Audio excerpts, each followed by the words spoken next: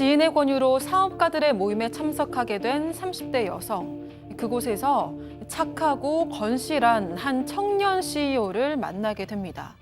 선했던 남성의 첫인상에 여성은 두 차례 개인적인 만남도 가졌는데요. 하지만 그 과정에서 남성이 권한 술에 의식을 잃었고 눈을 떠보니 남성의 집이었다고 합니다. 이날 이후 여성의 삶은 말 그대로 지옥과도 같았다고 하는데요. 도대체 무슨 일이 있었던 걸까요? 자, 제보 사건입니다. 30대 여성이 우연히 나간 모임에서 나름 유명하다는 상당히 촉망받는 청년 사업가를 만나게 되면서 벌어진 사건입니다. 네, 피해자인 제보자는 프리랜서 일을 하고 있는 30대 여성입니다. 말씀하신 대로 유명 사업가 고 씨를 만나게 되는데요. 이 고 씨는 크리에이터 전문 기업을 운영하고 있었습니다. 조금 더 구체적으로 설명드리면 유명한 캐릭터를 이용해서 일상생활의 상품을 기획하고 디자인하고 제작하고 유통하는 일을 하는 사람이었습니다. 그러니까 우리가 아는 그런 캐릭터들, 유명한 캐릭터들을 활용하는 건데요. 국내의 기업은 물론 지자체와도 협업을 했습니다. 그런데 이제 이 고 씨가 지난해 10월에 자신의 사무실에 있는 한남동 유해빌리지, 그러니까 유해빌리지 굉장히 고급 주택이잖아요. 네, 예. 거기에 사무실을 둔 거예요. 그러면서 이제 10명을 사회적인 인사들이라고 할까, 유명인들, 중요한 사람들을 불러서 그 모임을 추진했습니다. 이 피해 여성도 이 모임에 초대된 사람이었어요. 그런데 인원이 늘어나면서 고 씨가 자신이 운영하는 레스토랑으로 바꾸자. 그래서 또 이제 레스토랑에서 만나게 되었습니다. 그런데 이 참석자들한테 고 씨가 독한 술을 권하긴 했지만 전체적으로 정말 바르고 착한 사업가구나라는 생각이 들었다고 합니다. 근데 이 술을 마시고 너무 머리가 아파서 양해를 구하고 먼저 일어났다고 합니다.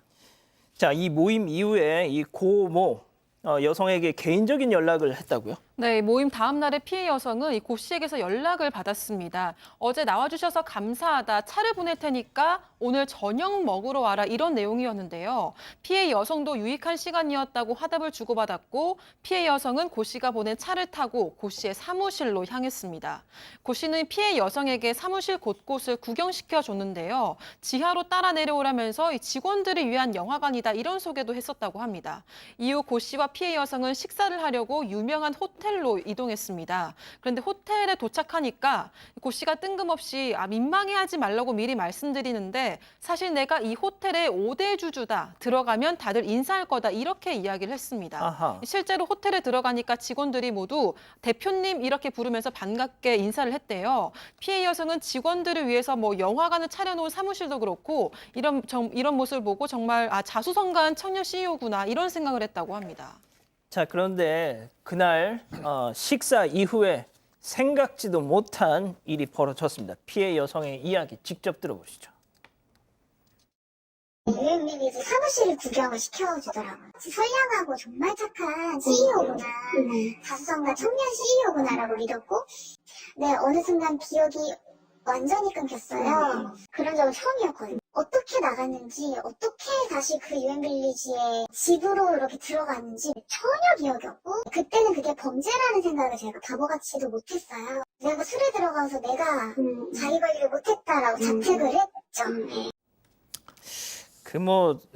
술이나 음료에 넣었던 거 아니에요, 이거? 뭔가 좀 의심스러운 상황입니다. 왜냐하면 이 지금 피해자분 같은 경우에는 호텔 식당에서 밥을 먹다가 뭔가 계속해서 독주를 권해서 좀 마시다 보니까 기억이 끊겨버렸다라는 거예요. 그래서 어떻게 호텔 식당에서 나왔는지 어떻게 고 씨의 집에 갔는지 기억을 못했는데 눈을 떠보니까 고 씨 집에서 몸이 축 늘어져 있었다라는 거고요.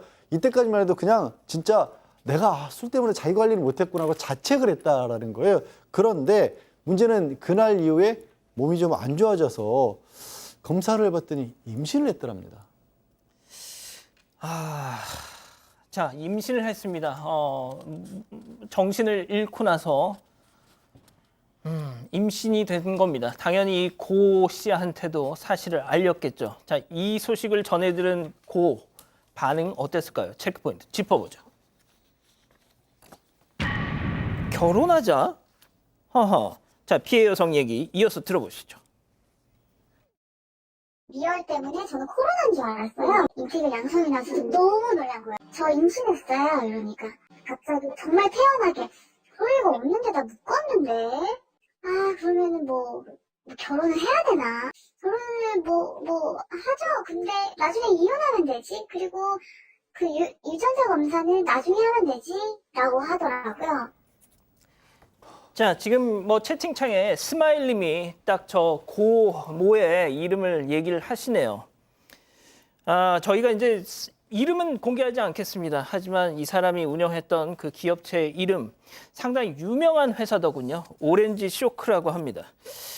자, 결혼하자. 대신 나중에 이혼하면 된다. 이게 도대체 무슨 얘기예요? 네, 얼마나 화가 나고 정말 기가 막혔을까요? 그러니까 맨 처음에 임신을 했어요라고 얘기했더니 고 씨가 처음 한 말이 뭐냐면 축하해요라고 얘기를 한 거예요. 너무 화가 나서 조롱하는 거냐라고 얘기를 했더니 아까 얘기한 대로 그럴 리가 없다. 난 정관 수술했다라는 식으로 얘기를 했습니다. 그러면서 또 이어서 뭐라고 얘기했냐면요. 다른 남자들한테는 전화는 돌려받냐? 이런 식으로 조롱을 하고요. 비꼬고요. 그리고 결혼해야 되나? 결혼하자. 그런데 나중에 이혼하면 된다. 유전자 검사는 나중에 하면 되고 뭐 이런 식으로 얘기하고요. 또 나아가서 나는 강압적으로 그런 관계한 적 없고 거짓말하지 말아라 라고 얘기하면서 이제 화도 냈다고 합니다. 이 뻔뻔한 태도에 이 여성이 너무너무 화가 냈죠. 근데 이 여성이 종교적으로 굉장히 이 임신 준절을 하면 안 되는 신념과 그 종교성 가지고 있었는데 어쩔 수가 없어서 결국에는 임신 중절을 했다고 합니다. 그 후에 너무 상처를 받아서 거의 살아있지 않은 삶을 사는 거나 마찬가지다라고 하셨고요. 그 후에 이 고 씨 한 번도 이 여성한테 연락한 적도 없다고 합니다. 자, 과연 이 피해 여성에게만 그랬을까요? 자, 오 교수님, 네. 더 충격적인 얘기를 전해 듣게 됩니다. 그렇습니다. 이 고 씨가 이제 그 모임에 나갔지 않습니까? 근데 함께 나갔던 사람 그 지인들 사이에서 이런 얘기가 돈다는 거죠. 이 고 씨가 사기꾼이다. 그러니까 만약에 고 씨가 돈을 빌려 달라라고 하면 절대 돈을 빌려주지 마라. 이런 얘기를 갖다 듣고 이제 본인이 이제 충격을 또 받게 됩니다. 근데 더 충격적인 게 있습니다. 바로 이 고 씨가 성범죄도 저질렀는데 예. 자기 입으로 자랑처럼 난 누구 성폭행해서 이런 식으로 떠들고 다닌다는 거예요. 그래서 이 강남 일대에 나중에 알고 보니까 이 고 씨가 발발이 성폭행범 그리고 전청조급 사기꾼으로 소문이 있는 상태다. 그래서 사실 이 피해 여성은 그렇게 남의 이거 입만으로 이 고 씨의 어떤 소문을 갖다 쭉 들어왔는데 나중에 진짜로 이 고 씨가 성범죄 혐의로 구치소에 들어가게 됐다라고 하는 소식을 듣게 됐다는데요. 야, 이건 막장도 이런 막장이 없네요.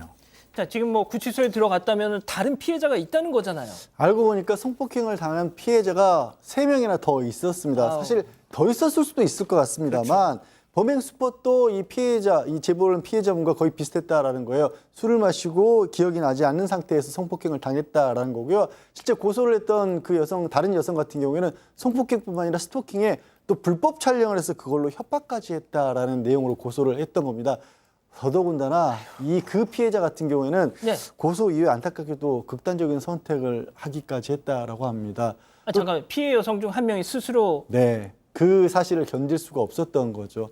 불법 촬영으로 협박까지 했으니까. 그리고 다른 여성 같은 경우도 비슷한 얘기로 성폭행 당했고 또 협박도 당했고 불법 촬영까지 당했다라는 그런 얘기를 했고요. 지난 8월에 결심 공판이 있었다라고 하는데 최후 진술로 나서서 글쎄요, 이자가 있다는 얘기가 너무 이기적인 삶을 살았고 피해자들의 눈물을 모른 척했었고 앞으로 사회에 나가면 삶을 소중히 여기고 살아가겠다라고 했는데 검찰이 9년 구형을 했거든요. 근데 9년이 꽉 채워지더라도 40대 중후반밖에 안 되는 나이일 거예요. 지금 30대니까. 하여튼 그런 상황이고 아직 판결은 안 나온 상황입니다. 지금 제보를 준 여성 같은 경우에는 지난 4월에 좀 뒤늦게 고소를 했는데 이 여성 같은 경우도 좀 재취업이 간절한 상황이었고 지금 자기가 가고 싶어하는 회사 인사권자랑 친해 보여서 고소를 좀 미뤘던 경향이 있다고 합니다. 그래서 제가 봤을 때 다른 피해 여성들 중에서도 사실 사기인데 그 사기에 속아서 고소까지도 못했던 경우도 혹시 있지 않을까 하는 그런 걱정도 좀 듭니다.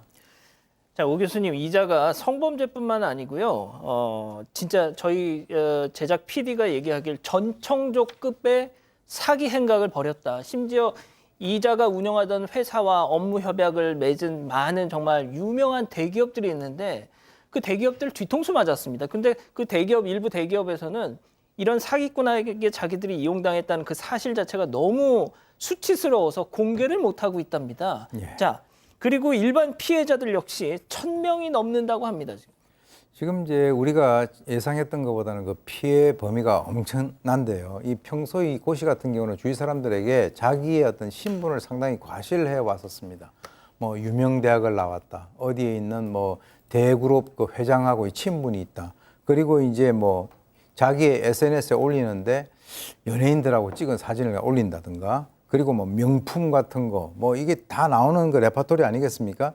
그러다가 이제 비상장 주식으로 사기를 쳐가지고 현재 파악이 된 피해자가 1,038명입니다. 그 피해 금액이 최소 140억에서 최대 300억 원까지 추정되는 그런 상황인데 따라서 금년 5월 달에 금융범죄수사대가 지금 조사를 하고 있는 그런 상황이고요. 아까 말씀드렸던 이 성범죄뿐만 아니라 금융사기까지 광범위하게 범죄를 저지른 것인데 성공한 청년 CEO라고 하는 껍질을 쓰고 이 인간의 어떤 그 민낯이 과연 어디까지인가라는 데 우리가 좀 주목을 하고 싶은데요. 예. 인간은 겉으로 몇 번 보고 평가하면 절대 안 된다라고 하는 것을 여기서 우리가 교훈으로 삼아야 됩니다. 자, 이 고모 다음 달 중순에 1심 선고가 있습니다. 계속 지켜보죠.